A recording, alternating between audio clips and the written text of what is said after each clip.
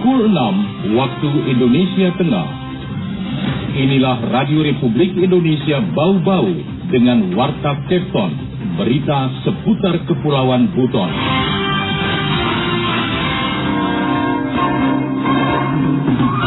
Bank Pembangunan Daerah dapat tumbuh dengan sentuhan inovasi utamanya di dunia perbankan. Ya, jadi ini merupakan satu jaringan ya, tapi mereka tidak saling kenal. Ya. Selamat pagi. Dari kawasan Bukit Waluyo Indah kami sampaikan pokok-pokok berita. Gubernur Ali Mazzi harapkan Bank Pembangunan Daerah terus meningkatkan kinerja sebagai motor penggerak percepatan pembangunan. 4 pengedar narkoba diamankan Polres Bau-Bau bersama barang bukti 20 gram sabu. 1 diantaranya merupakan anak di bawah umur. Inilah Warta Kepton pagi selengkapnya hari ini bersama saya, Rizka Harlina. Pukul 6 waktu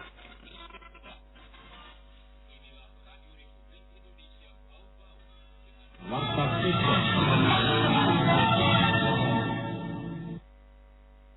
Pendengar, terlebih dahulu kami sampaikan update kasus COVID-19 di tanah air. Pada Selasa 25 Januari 2022, jumlah kasus positif virus corona COVID-19 di Kota Bau-Bau bertambah sebanyak 4.878 kasus. Total kasus positif menjadi 4.294.183 kasus. Sembuh 4.125.080 orang dan meninggal 144.247 orang. Spesimen yang diperiksa sebanyak 259.675 kasus aktif, sebanyak 24.856 dan suspek yang diamati sebanyak 7.483. Adapun rincian kasus positif bertambah 4.878 menjadi 4.294.183. Pasien sembuh bertambah 869 menjadi 4.125.080. Pasien meninggal bertambah 20 menjadi 144.247.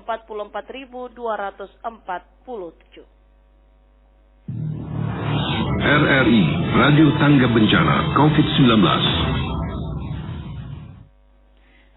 Kita ke berita yang pertama. Gubernur Ali Mazzi harapkan Bank Pembangunan Daerah terus meningkatkan kinerja sebagai motor penggerak percepatan pembangunan. Mengenai hal itu, reporter RRI Bau-Bau Hermulko melaporkan.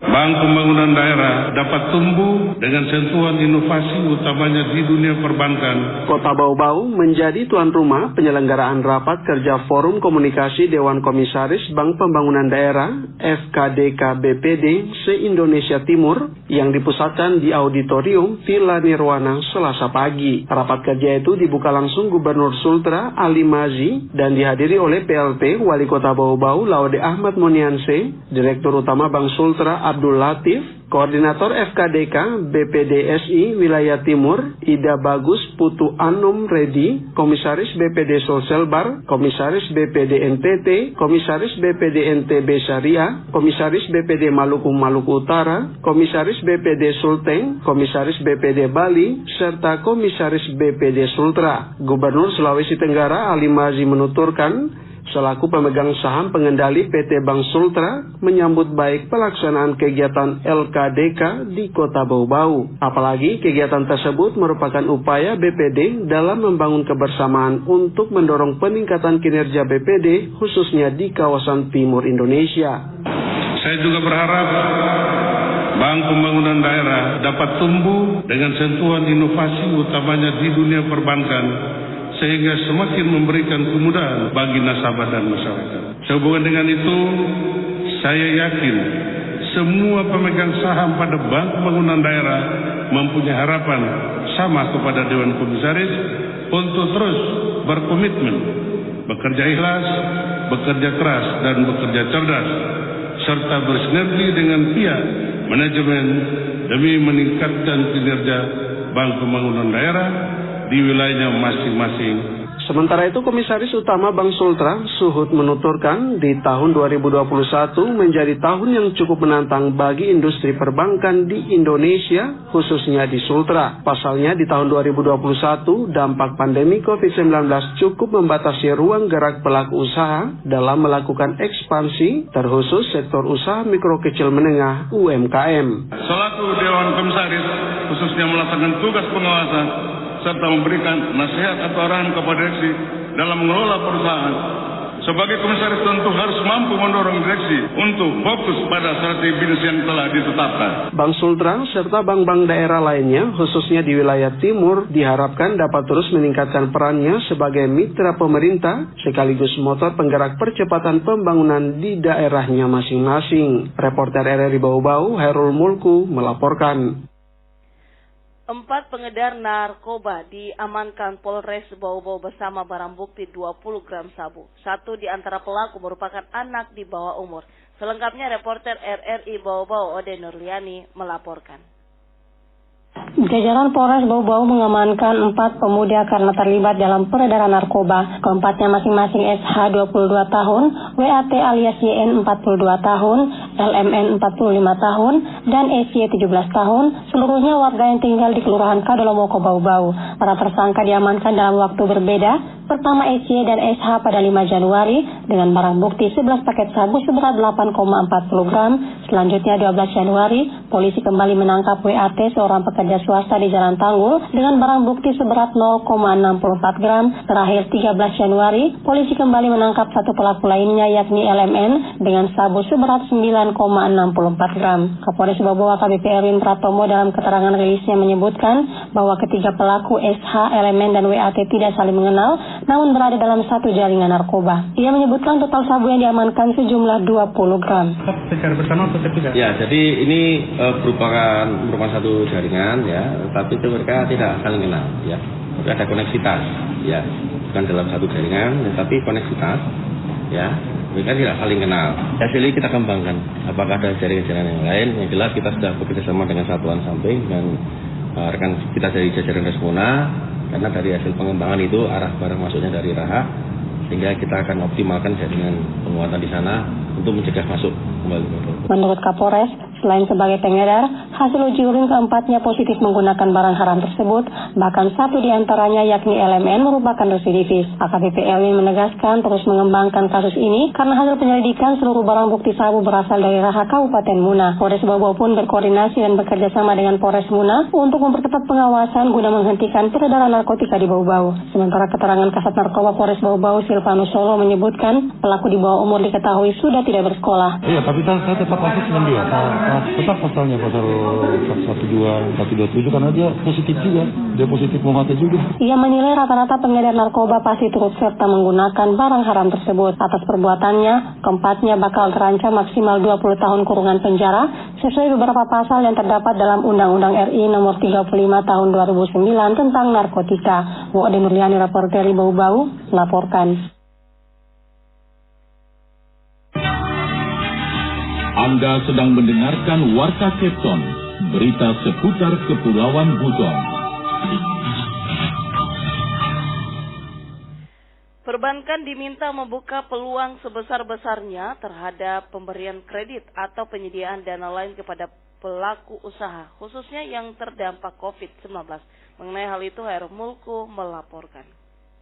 Dengan perlambatan sektor perekonomian daerah di masa pandemi COVID-19, menjadi penting untuk segera dilakukan langkah-langkah percepatan pemulihan ekonomi. Pelaksana tugas Wali Kota Bau-Bau, Laude Ahmad Moniansyah berharap pihak perbankan mampu membuka peluang yang lebih besar kepada pelaku usaha dalam pengembangan usahanya, baik melalui kredit atau penyediaan dana lain yang baru, khususnya debitur yang terkena dampak COVID-19, termasuk bagi debitur UMKM yang saat ini dianggap dapat memberikan kontribusi bagi pemulihan ekonomi di daerah. Hal itu diungkapkannya saat menghadiri pembukaan rapat kerja Forum Komunikasi Dewan Komisaris Bank Pembangunan Daerah FKDK BPD se-Indonesia Timur yang dipusatkan di Bau-Bau pada Selasa pagi. Monianse menyebutkan setelah 2 dekade menjadi daerah otonom, kota Bau-Bau berkembang cukup pesat dengan indeks pembangunan manusia mencapai 75,90 poin dan belanja APBD tahun 2022 mencapai 1.045 miliar rupiah. Pertumbuhan ekonomi pada tahun 2020 telah mencapai minus 0,81%, yang sebelumnya tahun 2019 mencapai 6,59 poin. Hal ini sebagai dampak dari pandemi COVID-19. Dari kondisi kota Bau-Bau tersebut memberikan gambaran bahwa dengan perlambatan sektor perekonomian daerah di masa pandemi COVID-19 menjadi penting untuk segera dilakukan langkah-langkah percepatan pemulihan ekonomi. Salah satunya melalui kemitraan dengan perbankan untuk menunjang pelaksanaan pembangunan ekonomi sebagai salah satu lembaga keuangan yang memiliki peran strategis sebagai lembaga intermediasi yang mempertemukan masyarakat penyimpan dana dan pengguna dana. Fungsi intermediasi tersebut, lanjut Monianse, dilakukan dengan cara menyalurkan dana dalam bentuk kredit kepada dunia usaha, khususnya para pelaku UMKM, sebagai sumber utama pembiayaan bagi pembangunan ekonomi daerah. Sebagai salah satu contoh saja, kata Monianse, UMKM Kota Bau-Bau saat ini berjumlah 6.033 pelaku usaha yang memberikan kontribusi terhadap lebih dari 60% pertumbuhan ekonomi daerah. Tentu hal ini sejalan dengan dukungan Bapak Presiden Joko Widodo dalam memberikan perhatian untuk mendukung inklusi dan literasi keuangan dalam meningkatkan akses masyarakat untuk mendapatkan kredit usaha kecil maupun usaha mikro, dan di saat yang bersamaan juga meningkatkan tingkat likuiditas di dalam negeri, serta sektor usaha mikro, kecil dan menengah diupayakan untuk menjadi ujung tombak dalam mendorong perekonomian di daerah, sekaligus mengurangi kesenjangan ekonomi antar lapisan masyarakat. Untuk itu, rapat kerja ini dapat menghasilkan rekomendasi bagi pihak perbankan untuk memberikan kontribusi bagi akselerasi pembangunan di kawasan timur Indonesia, khususnya pemulihan ekonomi di masa pandemi dan pasca pandemi COVID-19. Reporter RRI Bau-Bau, Hairul Mulku, melaporkan. Berita yang terakhir, lalu lintas komoditas perikanan di wilayah kerja SKIPM Bau-Bau menurun. Khusus tahun 2021 nilai komoditas yang dilalu lintaskan mencapai 173 miliar rupiah. Selengkapnya kembali reporter RRI Bau-Bau Ode Nurliani melaporkan.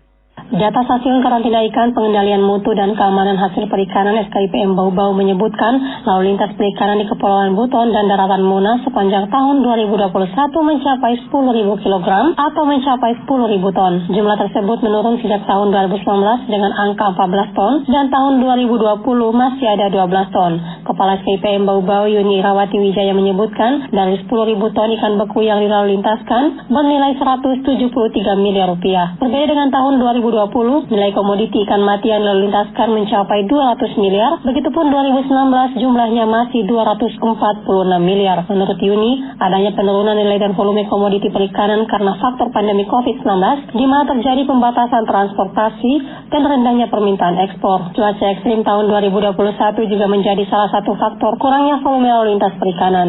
Frekuensinya ya tadi 2019 angka tinggi, 2020 turun. Kalau yang ikan non hidup istilahnya atau ikan mati biasanya itu ikan layang beku, tongkol, kemudian ikan.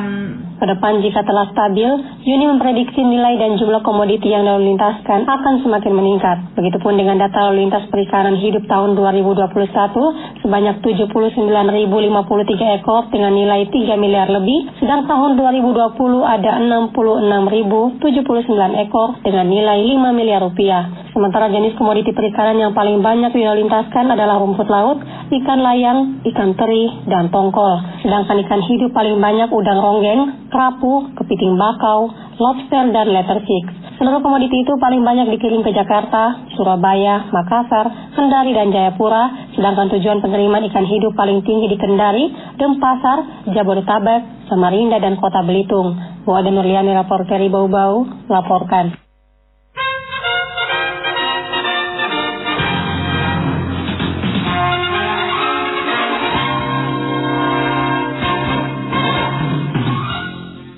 Sebelum kami akhiri, kembali kami sampaikan pokok-pokok berita. Gubernur Ali Mazi harapkan Bank Pembangunan Daerah terus meningkatkan kinerja sebagai motor penggerak percepatan pembangunan. 4 Keempat pengedar narkoba diamankan Polres Bau-Bau bersama barang bukti 20 gram sabu. Satu di antara pelaku merupakan anak di bawah umur. Demikian Warta Captain hari ini. Mewakili kerabat kerja yang bertugas, kami ucapkan selamat pagi.